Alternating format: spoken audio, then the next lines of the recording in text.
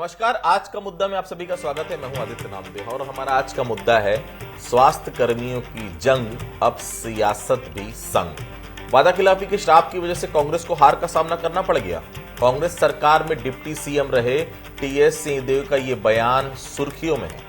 NHM के स्वास्थ्य कर्मियों की हड़ताल चल रही है। इस हड़ताल को लेकर तत्कालीन स्वास्थ्य मंत्री और डिप्टी सीएम रहे सिंहदेव का ये बयान न सिर्फ वादा खिलाफी की वजह से हार के कारणों को बयां कर रहा है, बल्कि ये संकेत भी दे रहा है कि सरकार में मुख्यमंत्री और उप मुख्यमंत्री में तालमेल का अभाव था, क्योंकि उप मुख्यमंत्री जो चाहते थे वो सरकार में रहते वो पूरा कर नहीं सके।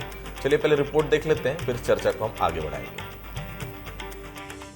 2018 विधानसभा चुनाव में कांग्रेस ने सत्ता में वापसी के लिए कई वादे किए थे।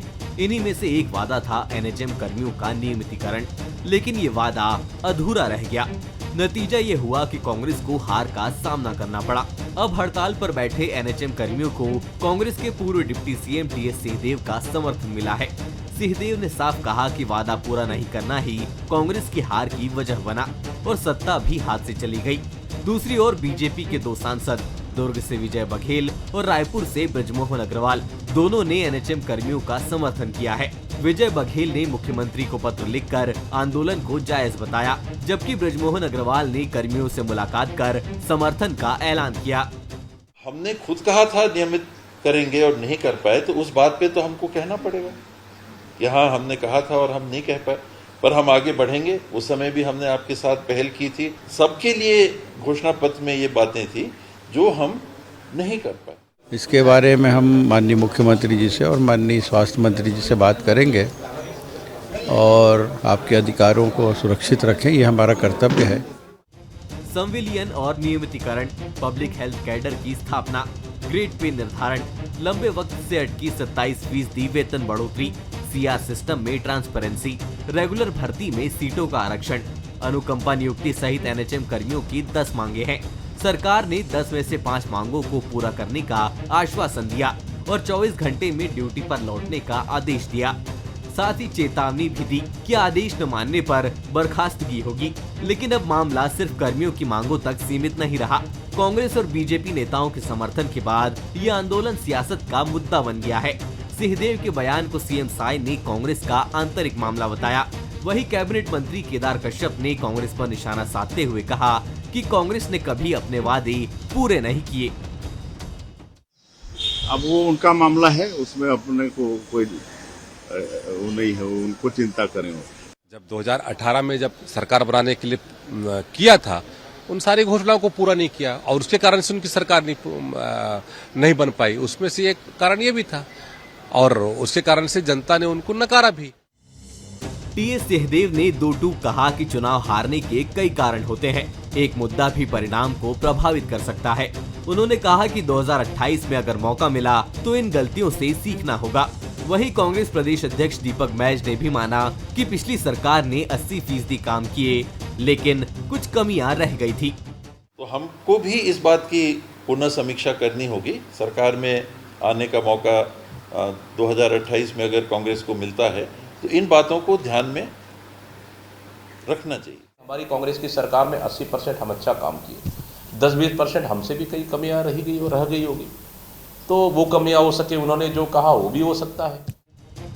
कुल मिलाकर एनएचएम कर्मियों की जंग अब नेताओं का संग पा चुकी है। सरकार आश्वासन दे रही है, विपक्ष समर्थन जुटा रहा है और सियासत अपने चरम पर है।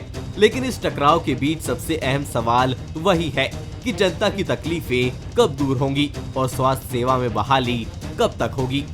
आनंद शर्मा, बंसल न्यूज, रायपुर। मतलब ये तो तय हो गया कि स्वास्थ्य मंत्री चाहते थे कि एनएचएम कर्मचारी नियमित हो, लेकिन वह सरकार में रहते पूरा नहीं करा सके।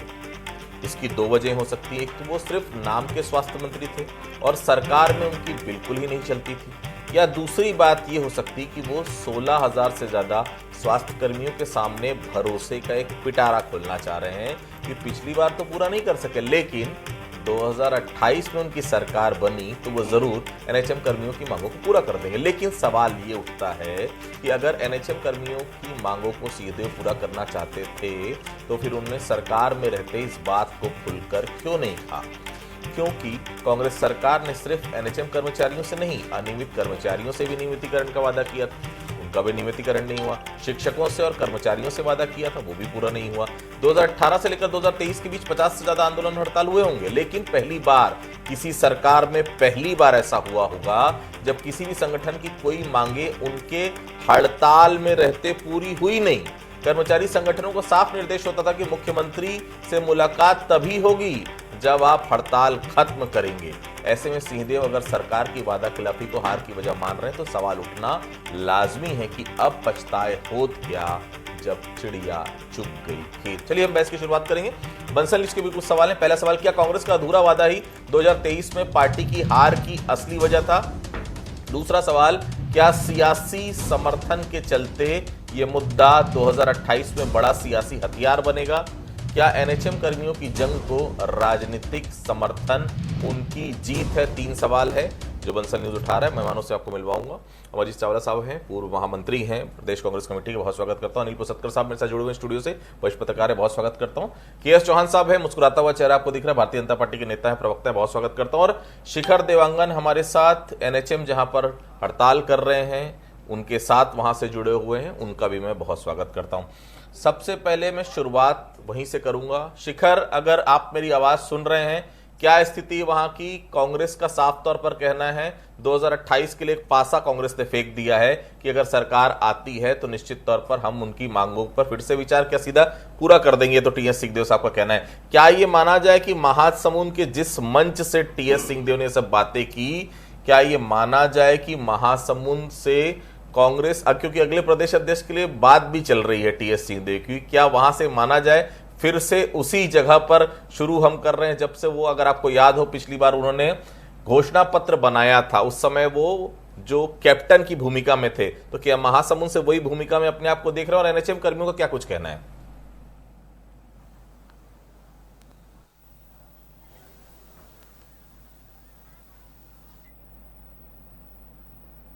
शिखर, मेरी आवाज आ रही है आपके पास? चलिए मैं अमरजीत जी के पास चलता हूं। अमरजीत जी, आप लोगों को शायद याद आ रहा है कि हमने वादा खिलाफी की इसलिए हार गए।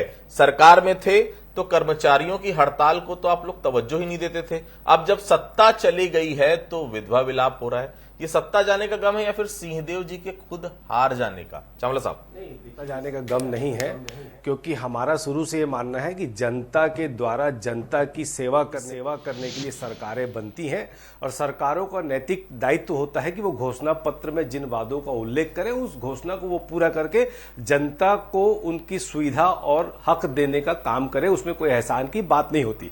अगर हमने 36 प्रमुख वादे किए थे तो हमने उसमें 30 से ज्यादा प्रमुख वादों को पूरा किया। उसके लिए हम गौरवान्वित भी है कि हमने किसानों को सर्वाधिक उनका समर्थन मूल्य देने और कर्जा माफी और वनोपज खरीदी और आत्मानंद स्कूल जैसे कई ऐतिहासिक राम वनगमन पथ से लेकर कौशल्या मंदिर तक कई हमने जो घोषणा की थी उसको पूरा भी किया। लेकिन क्या होता है, राजनीति में आज का दौर ऐसा हो गया कि झूठ बोलो, बार बार बोलो, कस के बोलो, तो एक समय के बाद क्या है वो झूठ सच लगने लग जाता है, और उसमें भारतीय जनता पार्टी की महारत है। टीएस सिंहदेव जैसे साफ सज्जन और सरल बात कहने वाले बहुत कम नेता होते हैं जिनमें कम से कम इतना नैतिक मादा तो है कि अगर उनसे कुछ कमियां रह गई हो तो उसको स्वीकार करते हैं और उस कमियों को आगे स्वीकार करके आगे सुधारने के साथ आगे सरकार का काम करने का मादा उसमें है, इसलिए वो बोलते हैं। लेकिन भारतीय जनता पार्टी के आप देखिए ना, मोदी की गारंटी और विष्णुदेव का सुशासन की बात करने वाले लोग 23 में घोषणा पत्र की, एक भी वादा आज तक पूरा नहीं हुआ। इन्होंने कहा था कि भैया हम जो है 10 लाख तक मुफ्त उपचार बीमा देंगे, दिए क्या आज तक? 2 साल हो गए।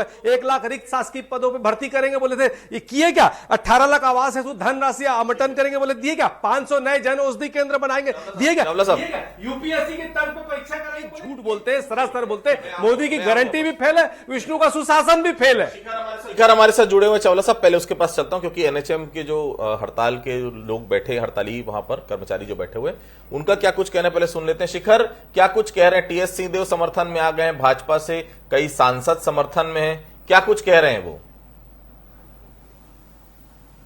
देखिए, 18 अगस्त से एनएचएम के जो कर्मचारी हैं वो हड़ताल पर बैठे हुए हैं और इस वक्त तूता धरना स्थल पर ही मैं मौजूद हूं और एनएचएम के कर्मचारी जो है अभी भी हड़ताल पर बैठे हुए हैं। उनसे बात करते हैं कि ये आप लोग लगातार हड़ताल कर रहे हैं, एक तरफ टीएस सिंहदेव का बयान सामने आया वो समर्थन करते हुए नजर आ रहे हैं।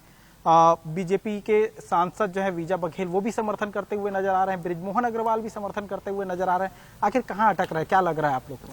मुझे लगता है इसमें सरकार को ज़्यादा सोचने की ज़रूरत है। टीएस सिंहदेव जी का जो बयान है ये बहुत अच्छा बयान है। उन्होंने कम से कम एक आत्म स्वीकारोक्ति की कि भाई उन्होंने कर्मचारियों की मांगों को अनसुना किया, जिसके कारण सत्ता से बेदखल है। भारतीय जनता पार्टी ने मोदी की गारंटी में ये कहा है घोषणा पत्र में कि हम हमारी समस्याओं का समाधान करेंगे, नियमितीकरण ग्रेड पे जैसे बहुत सारी समस्याएं हैं। बृजमोहन अग्रवाल जी ने भी कहा है और विजय बघेल जी ने भी कहा है। इस स्थिति में अगर मान लीजिए काम नहीं बन रहा है तो इसके लिए पूरी तरह से शासन प्रशासन जिम्मेदार है।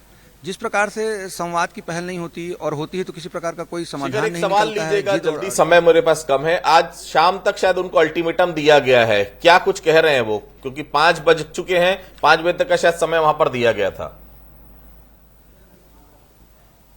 बिल्कुल, जो अल्टीमेटम दिया गया है आप लोग को, आज शाम 5 बजे तक अल्टीमेटम, इसको लेकर क्या सोच रहे हैं? क्या इसके लिए क्या सोच रहे हैं? हम तो यहाँ आने से पहले हमको पता था ये सब होना है। हमारे लिए कोई नई बात नहीं है। अल्टीमेटम शासन की प्रक्रिया वो कर रही है। हमारा यहाँ जो 10 सूत्री मांग है हम उसको लेके अड़िग हैं, और जब तक हमारी राज्य इकाई हमको बोलती है कि हड़ताल वापस नहीं होगी, हम किसी कीमत पे हड़ताल वापस नहीं करेंगे। नोटिस आ जाए, हमारी नौकरी चली जाए, कोई बात नहीं, पर हमारी हड़ताल जारी है और जारी रहेगी।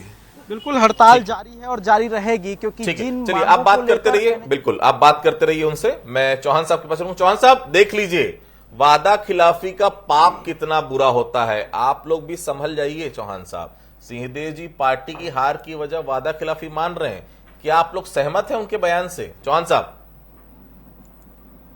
देखिए आदित्य जी, टीएस सिंहदेव जी बाकी संवेदनशील व्यक्ति भी हैं और नेता भी हैं। दूसरी बात ये है कि टीएस सिंहदेव जी की वहां पर संवेदनशीलता कहाँ चली गई थी जब उन्होंने एक विभाग से इस्तीफा दिया था और दूसरे विभाग से नहीं दिया था। जब ये वादा खिलाफी इस विभाग में भी हुई है तो उस विभाग में भी देते थे। अब उस विभाग में देते तो उनका जो उप प्रधानमंत्री बनने का उप मुख्यमंत्री बनने का जो सपना था वो भी चूर हो जाता। तो इस वजह से उन्होंने वो भी नहीं दिया। अभी हमारे साथी प्रवक्ता बोल रहे थे कि हमने तो पूरी मांगे पूरी की हैं। 36 में से 30-32 मांगे पूरा कर दिए हैं, 80% 90% पूरा कर दिया है। तो मैं आपको बता दूं कि एक रूम मजदूरी का क्या आपने वादा पूरा कर दिया? अनियमित कर्मचारियों को नियमित करने का क्या वादा पूरा कर दिया? क्या वृद्धा पेंशन का वादा पूरा कर दिया? क्या विधवा पेंशन का वादा पूरा कर दिया? क्या पूर्ण जो आपने कर्जा माफी बोला था क्या उसका वादा पूरा कर दिया? क्या आपने वेतन वृद्धि का वादा जो किया था वो पूरा कर दिया? क्या 500 रुपए देने का वादा किया था वो पूरा कर दिया? आप जो सिंहदेव जी खुद बोलते हैं कि हमने वादा पूरा नहीं किया, वही खुद सिंहदेव जी का बयान है कि उसमें से 36 वादे में से हमने 12 वादे पूर्ण किए हैं, 12 वादों में काम चल रहा है और 12 वादे अभी तक हमने हाथ नहीं लगाए हैं। ये आपको भी मालूम है, हमारे को भी मालूम है। सबसे मेन बात ये है कि आज फिर सियासी दांव खेल रहे हैं। पहले तो उनके पास कोई चार्ज था कि वो उन्होंने सब बनाया, उन्होंने ये इस विभाग के मंत्री थे और उन्होंने ही ये घोषणा पत्र बनाया। छोटा जवाब रखिए प्लीज। तो उसके बाद भी वो पूरा नहीं किए।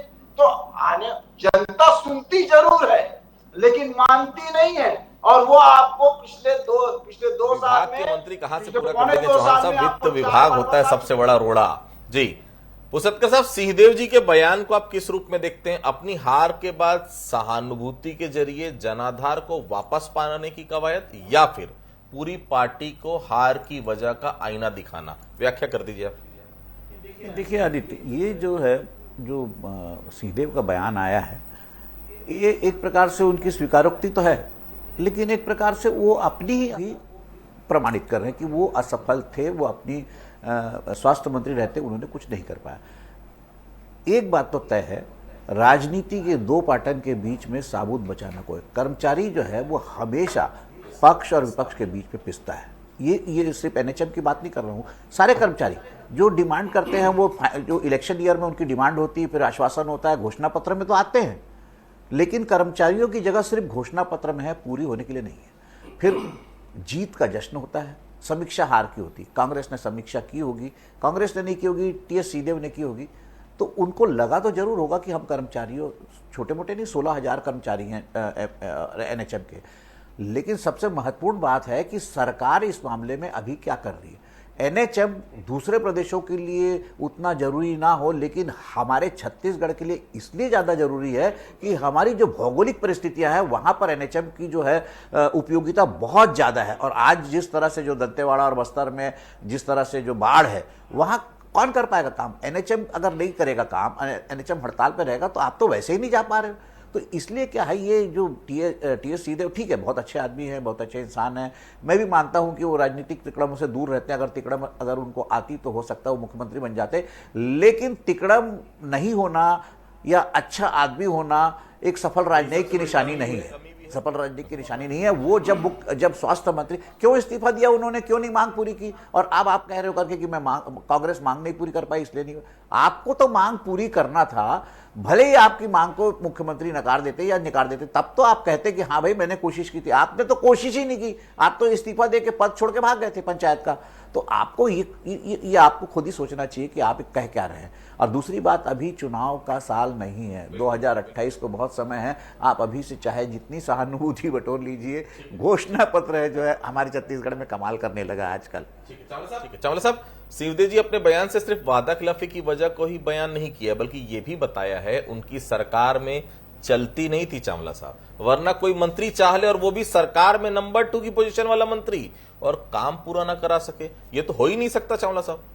आपने स्वयं अभी बताया कि वित्त मंत्रालय से लेके कई सारे नियम कायदे होते हैं, न्यायालय भी होता है, सब कुछ होता है। पर मैं ये कहना चाहता हूँ, देखिए भारतीय जनता पार्टी अपनी बात कह रही थी, पर भारतीय जनता पार्टी को जो बृजमोहन लेटर बम लिख लिख के समय समय में चेताते रहते हैं, और इनकी घोषणा पत्र समिति के स्वयं संयोजक थे विजय बघेल सांसद, वो भी लगातार घोषणा पत्र को लेकर अपना संतोष समय समय पर जाहिर करते रहे। और अभी तो उन्होंने एचएम कर्मचारियों को लेकर जो पत्र लिखा है, अपने आप में वो भारतीय जनता पार्टी को आईना दिखा रहे हैं कि अगर छत्तीसगढ़ की बहन बेटियां त्योहार के अवसर पर अपनी छोटी छोटी नियमितीकरण और पे ब्रेड और बीमा को लेकर अगर बैठी हुई है और आप उनको धमका रही है सरकार, तो ऐसी सरकार को चुल्लू भर पानी में डूब मरना चाहिए। अगर आप मोदी की गारंटी भी बोल के पूरा नहीं कर पा रहे तो मोदी जी का अपमान कर रहे हो। सुशासन त्योहार के नाम से लाखों से ज्यादा आवेदन आए, आज तक कोई आवेदन पे कार्रवाई नहीं हुई। तो ये तो क्या है, सिर्फ आरोप लगाना और अपनी बातों को छुपाने के लिए दूसरों के ऊपर आरोप लगाना, ये काम करते हैं। पर सच ये है कि वोट चोरी करके सरकार ये बनाते हैं, इसीलिए किसी भी प्रकार की जनता की समस्या या परेशानी से इनको कोई लेना देना नहीं है। इसीलिए तहसीलदार संघ के अध्यक्ष भी इनके ऊपर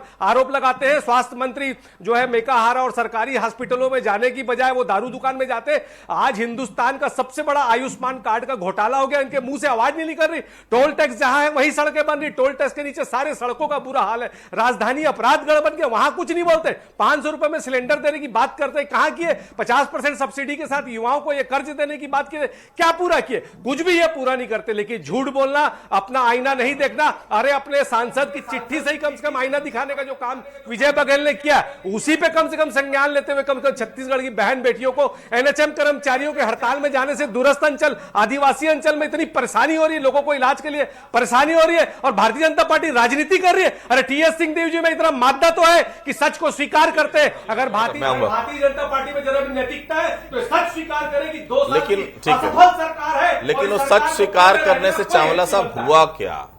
अगर पद में वो थे, कुछ तो उस समय होता। अब फिर आगे के लिए 5 साल के लिए आप समय मांग रहे। चौहान साहब, एनएचएम कर्मियों के साथ आप लोग भी वही कर रहे हैं जो कांग्रेस ने किया था। आज शाम तक आप लोगों ने उन्हें काम पर लौटने की चेतावनी दी थी, मियाद खत्म हो चुकी है। मतलब आप लोग अब बर्खास्त करेंगे एनएचएम कर्मचारियों को। फिर आप में और कांग्रेस में अंतर क्या है चावला साहब? आदित्य जी, विष्णुदेव साय की सरकार बहुत ही ज्यादा संवेदनशील है, और उसमें से 10 में से आप भी जानते हैं कि 5 मांगों को पूरा कर दिया गया है। और 5 मांगे जो वेतन वृद्धि की मांगे थी, 22 से 27% करना, टीआर की थी, 30 दिन का चिकित्सा का जो अवकाश था वो, और 10 लाख रुपए जो इनकी मांग थी, और नियमितीकरण की मांग भी आगे बढ़ रही है। क्योंकि इसमें 60% जो अनुदान रहता है वो राज्य सरकार देती है और 40% केंद्र देती है। तो जो केंद्र से हमारे को स्वीकृतियां चाहिए, उसके लिए भी प्रोसेस में है। और आप ये बताइए कि 10 में से 5 मोदी की गारंटी का कोई सम्मान है नहीं आप लोगों की नजर में? मतलब मोदी की गारंटी फेल है, इसीलिए आप बहाना बना रहे हैं। आप स्पष्ट तौर पे बताइए कि आप एनएचएम कर्मचारियों बहन बेटियों का सम्मान क्यों नहीं करेंगे?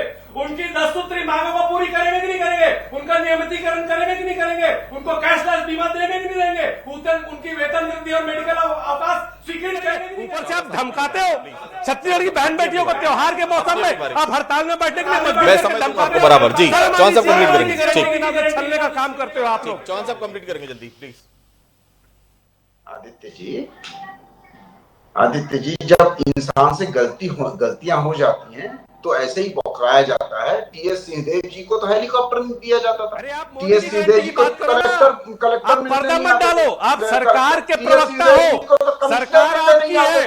आप चौहान साहब सिर्फ ये बताइए कि क्या बहन बेटियां अगर त्योहार में बैठी हुई है हड़ताल में तो क्या ये अच्छी बात है? अरे हम सबकी बहन बेटियां हैं। अगर हमारी छत्तीसगढ़ मातारी की बेटियां अगर हड़ताल में बैठी है, छत्तीसगढ़ के बच्चे अगर ठीक है चौहान साहब, ठीक है ठीक है चौहान साहब मैं आऊंगा बस। ठीक है ठीक है दो सर ठीक उसतकर साहब ठीक है चावला साहब ठीक आप अपनी गलती स्वीकार कीजिए और जो बड़े वादे किए उसको पूरा कीजिए, अपनी गलतियां छुपाने के लिए वापस कीजिए। ठीक है चावला ठीक है उसतकर साहब सरकार बनते ही पार्टियां तानाशाह क्यों बन जाती है? भाजपा और कांग्रेस हमने देखा था भूपेश बघेल जब पीसीसी अध्यक्ष थे शिक्षकों के आंदोलन में शरीक होते थे, अनियमित कर्मचारियों की हड़ताल में खुद जाते थे। मुख्यमंत्री बनने के बाद ये शिक्षक और कर्मचारी संगठन मिलने को भी भूपेश बघेल से तरस गए थे। पुसतकर साहब इतनी जल्दी नेता रंग कैसे बदल लेते हैं? आदित्य की जो है जीत का होता है जश्न, हार की होती है समीक्षा। जो हार जाती है पार्टी वो अपना समीक्षा करते रहती है, फिर उसको ठीक करने में लग जाती है। लेकिन जो पार्टी जीत कर सत्ता पे काबिज हो जाती है तो सत्ता का चरित्र है, सत्ता मनुष्य को भ्रष्ट करती ही है और सर्वोच्च सत्ता रहे तो संपूर्ण रूप से भ्रष्ट करती है। तो जब जीतती है पार्टी तो फिर वो उसका जो जश्न मनाने का सिलसिला जो शुरू होता है वो जब तक चुनाव नहीं आता तब तक चलते रहता है। तो जीत भी एक प्रकार का नशा है। जीत के नशे में चूर जो सत्तारूढ़ पार्टी अगर अपने वादों को भूल जाती है, अपने मैनिफेस्टो को भूल जाती है तो फिर नतीजा देख लिया है आपने। टीएस सिंहदेव जो स्वीकार रहे हैं वो खुद ही जीत के जो 5 साल वो जीत का जो जश्न मना रहे थे उसका नतीजा है। अब वो हार की समीक्षा कर रहे हैं। ये पार्टी भी अगर जीत के नशे में 2 साल निकाल चुकी है, 3 साल और निकालेगी तो फिर ये भी विलाप करेगी जैसे टीएस सिंहदेव बोल रहे हमसे ये चूक हुई, हमसे वो चूक हुई, हमसे वो चूक हुई। लेकिन सवाल इस बात का है कि वो 16,000 जो एनएचएम के कर्मचारी है वो कितनी और सरकार तक इंतजार करेंगे अपनी मांगों के लिए? पिछली सरकार जा चुकी है जिनको जो उनको हाँ बोलते थे वो समय का। चावला साहब एनएचएम की हड़ताल पर भाजपा दो फाड़ हो गई है लगता है। भाजपा के सांसद विजय बघेल, बृजमोहन अग्रवाल भी मांगों पर अपना समर्थन दे चुके हैं, लेकिन सरकार अपने ही सांसदों की बातों को लगता है सुन नहीं रही है। आप लोग एनएचएम की हड़ताल को लेकर क्या सोच रहे हैं और अगर सहमत है तो फिर आप लोगों ने उनकी मांगे पूरी क्यों नहीं की थी जब आपकी सरकार थी? हमने तो अभी साफ साफ कहा ना, अगर कोई भी सरकार हो, किसी की भी सरकार हो, जनता के द्वारा जनता के हित के लिए चुनी जाती है सरकारें और सरकारों का नैतिक दायित्व होता है कि वो जो घोषणा पत्र अपना जारी करे उस घोषणा पत्र में उन्हीं मांगों को शामिल करना चाहिए जिसपे वो मांग को पूरी कर सके। और इसके लिए हम सहमत है कि हमारे अगर 16,000 छत्तीसगढ़ के बच्चे अनिश्चितकालीन हड़ताल में अगर बारिश में बैठे हैं, त्योहार के मौसम पर बैठे, तो उनकी मांगों पर हर सरकार को सहानुभूति पूर्वक विचार करते हुए जो मांगे तत्काल पूरी हो सकती है उसको पूरी करनी चाहिए। और इनके सांसद तो खुद इनको आईना दिखा रहे, उसके लिए इनको शर्म आनी चाहिए और उनकी मांगों को जल्द से जल्द पूरा करना चाहिए ताकि छत्तीसगढ़ के बच्चे परेशान ना हो।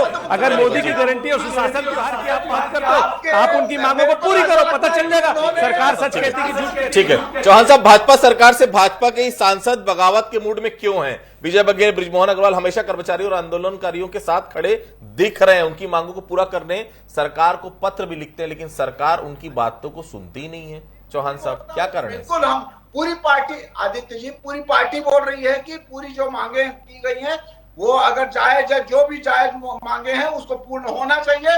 वही हमारे सांसद बघेल भी बोल रहे हैं, हम भी बोल रहे हैं, हमारी पूरी पार्टी भी बोल रही है, हमारे मंत्री भी बोल रहे हैं। हमारे मंत्री ऐसा नहीं बोल रहे हैं कि मैं इस्तीफा दे दूंगा, मैं ये पार्टी नहीं होगी। हमारे मंत्री प्लीज पुसतकर जी, आखिरी सवाल है मेरा। विजय बघेल और बृजमोहन अग्रवाल क्यों सरकार के बीच बीच में टेंशन सरकार को देते रहते हैं? इन दोनों सांसदों के रुख से तो यही लगता है पार्टी के अंदर ही कुछ ठीक ठाक नहीं चल रहा है। मंत्रिमंडल विस्तार के बाद वैसे भी सीनियर विधायक नाराज है, अब सांसद भी बागी हो रहे हैं। पार्टी की कहीं चुनौती तो आने वाले सालों में नहीं बढ़ा देंगे ये सभी लोग मिलकर? जी बिल्कुल सही आदित्य, पार्टी के अंदर की जो है बीजेपी के अंदर सब कुछ ठीक नहीं चल रहा है, ये तो बाहर से ही दिख रहा है, अंदर जाने की जरूरत भी नहीं है। और अगर बृजमोहन जैसा जो अपराजित योद्धा है रायपुर का, वो अगर कर्मचारी के हित की बात कर रहा है तो कोई वो हल की बात नहीं करेगा। वो तो आज तक, अभी पिछले कुछ महीने पहले तक तो मंत्रिमंडल का सदस्य था, फिर विजय बघेल भी बहुत सीनियर है, कोई आज के नेता नहीं है। तो इनकी बातों को अगर आप अनसुना करते हैं, अगर आप अपने ही सीनियर लीडर को अनसुना करते हैं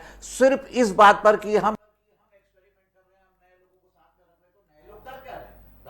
ठीक है, दुकान में जाता है, दवाई दुकान तो गया नहीं आज तक, तो क्या इनका कौन करेगा काम? ठीक। 2018 के पहले हमने सभी ने देखा है, हम सभी ने, टीएस सिंहदेव हर एक कम्युनिटी के पास जाते थे, रिक्शे वालों के पास, ऑटो वालों के पास, एनएचएम कर्मचारियों के पास, स्वास्थ्य कर्मियों के पास, सभी के पास जाते थे और सबसे बातचीत करके उन्होंने घोषणा पत्र बनाया था, जिस घोषणा पत्र के सहारे 2018 में कांग्रेस सत्ता में आई थी। टीएस सिंहदेव ने ही बनाया था। लेकिन 18 से 23 के बीच में क्या हुआ? वही सिंहदेव जब किसी जिले में बैठक के लिए जाते थे तो कह दिया जाता था एसपी और कलेक्टरों को कि आप वहां से हट जाइए, दूसरे जिले चले जाइए, लेकिन टीएस की बैठक में आप लोग शामिल नहीं होंगे। ये हालात थे टीएस सिंहदेव के। अब टीएस सिंहदेव फिर से वही 5 साल मांग रहे हैं। शायद टीएस सिंहदेव को दमदारी उस समय भी दिखानी थी, अगर वो दमदारी दिखा देते तो शायद कांग्रेस का आज ही हश्र नहीं होता। आप सभी हमारे साथ जुड़े, आप सभी लोगों को बहुत बहुत धन्यवाद। आज का मुद्दा में फिलहाल इतनी, बाकी खबरों के लिए आप लगातार बने रहिए बलसा न्यूज के साथ। नमस्कार।